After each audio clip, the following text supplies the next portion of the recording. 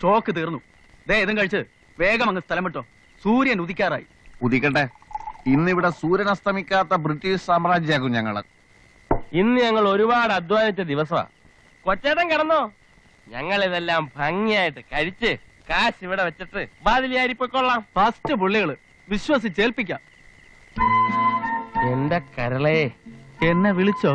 നിങ്ങളെയല്ല, ഇവൻ എന്നോട് വലിയ സ്നേഹമാ. കരളേന്ന് വിളിച്ചത് എന്നെയാ.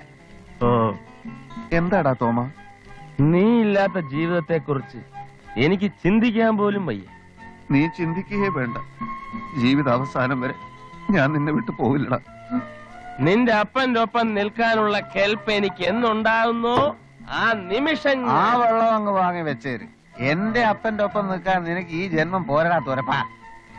അരച്ച കരിയും 5 കിലോ പാമായിലും 3 കിലോ ഗോതമ്പും മോഷ്ടിച്ച് അത് 3ആയി വീതിച്ച് വിറ്റ് കിട്ടുന്ന കാശ് കൊണ്ട് ഞാൻ എന്നാ രാധികയെ നിന്നെ കെട്ടുന്നത്?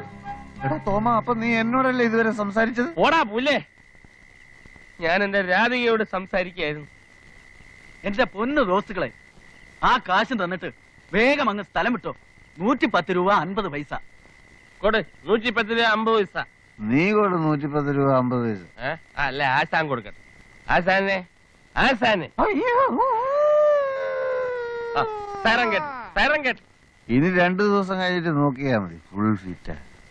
അപ്പൊ ഞങ്ങൾ എന്നാ ഇറങ്ങട്ടെ. അപ്പൊ എന്റെ കാശ്? കാശല്ലേ ഈ ഇരിക്കുന്നത്. സർക്കാർ 5000 രൂപ വില പറഞ്ഞ ഉരുപ്പടിയായത്. കാലത്ത് പിടിച്ചു കൊടുത്ത അപ്പൊ കിട്ടും രൂപ 5000.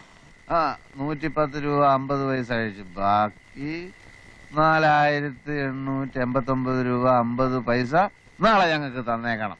തന്നില്ലെങ്കിൽ ഒരനാഥ പ്രേതം പുളിങ്കുന്ന് പുഴയിൽ പൊങ്ങിക്കിടക്കും. അതിനിടയാക്കരുതേ കൊച്ചേട്ടാ.